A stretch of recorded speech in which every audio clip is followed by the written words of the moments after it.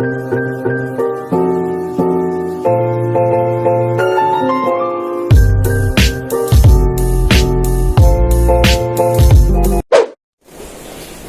semuanya, perkenalkan namaku Aulia Salma Inayah. Di sini aku mau membagikan sedikit pengalamanku mengikuti Youth Camp for Future Leader on Environment yang diadakan oleh BPDLH atau Badan Pengelola Dana Lingkungan Hidup nih. Makanya stay tune terus videoku, jangan di skip karena aku akan membagikan banyak sekali ilmu yang aku dapatkan selama mengikuti kelas online dan juga field trip selama 4 hari ke Balikpapan, Kalimantan Timur. Dadah! Pada tanggal 18 November 2021, aku ke-24 teman-temanku dan juga rombongan mengunjungi destinasi pertama, yaitu ke TPA Manggar atau tempat pemrosesan akhir Manggar, yang tentunya lokasinya ini masih berada di Balikpapan. Jujur, pada saat sampai ke sini, aku speechless karena coba bayangkan, ini TPA atau tempat pemrosesan akhir yang biasanya tuh terkenal dengan bau sampah, banyak lalat, lingkungannya yang tidak ramah lah dengan kita. Tapi di TPA Manggar ini benar-benar beda banget dan keren lah.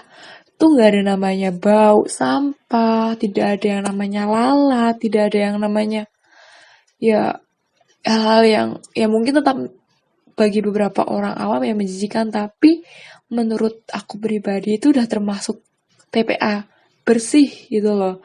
Nah, mengapa demikian? Menggunakan metode sanitary landfill.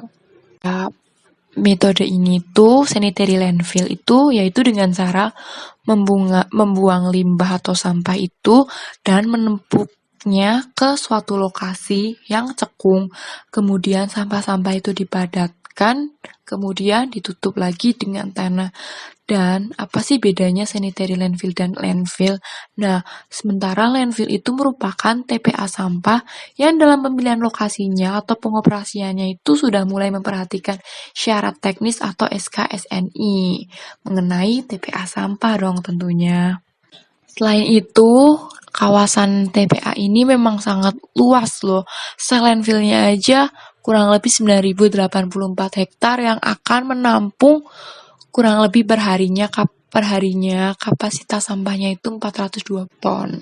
Jadi jangan heran ya, memang sebanyak itu kita dalam menghasilkan sampah. Maka dari itu dong harus mulai menerapkan 3R nih. Karena ya mungkin nanti semakin ke depannya kita semakin tua, semakin tahun semakin bertambah atau berkurang lah itu juga sampah akan semakin menumpuk dan ya kita tidak tahu harus bagaimana lagi kan. Lebih baik kita mencegahnya sebelum terjadi hal yang tidak diinginkan dong pastinya. Yuk kembali lagi nih ke TPA Manggar. Nah, selain itu, pembangunan dari sel landfill ini itu mampu menangani loh potensi gas emisi rumah kaca. Nah, gas emisi rumah kaca ini kan lagi-lagi masalah yang akan datang terus kan. Nah, maka dari itu, dengan adanya ini, pembangunan dari sel landfill-nya itu juga akan mengurangi setidaknya. Model landfill yang digunakan di TPA ini tuh dibangun di atas tanah silty clay dan juga pelapis kedap sintetis loh guys. Nah, hal itu tuh yang akan mengurangi adanya pencemaran air lindi yang akan mencegah masuknya air lindi ke dalam sampah-sampah yang nantinya akan menimbulkan bau tidak sedap itu. Nah, setelah itu dikemanakan sih air lindinya itu? Nah, air lindinya ini pun juga diproses, diolah sebagaimana mungkin agar tidak mencemari lingkungan sekitarnya.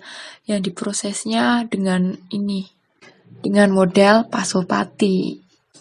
Dan nantinya dari hasil air lindi atau yang sudah diproses ini akan menghasilkan gas metan. Nah, gas metan ini benar-benar sangat bermanfaat loh bagi warga sekitar. Karena gas metan ini bisa dimanfaatkan untuk memasak, untuk melakukan hal-hal dapur lainnya.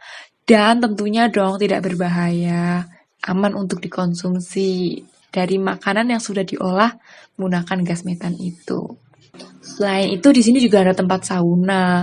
Nah, tempat saunanya ini juga berasal dari sambungan dari gas metan itu dong. Nah, gas metan ini untungnya sudah tersebar kurang lebih 4 RT yang berada di sekitar wilayah TPA ini.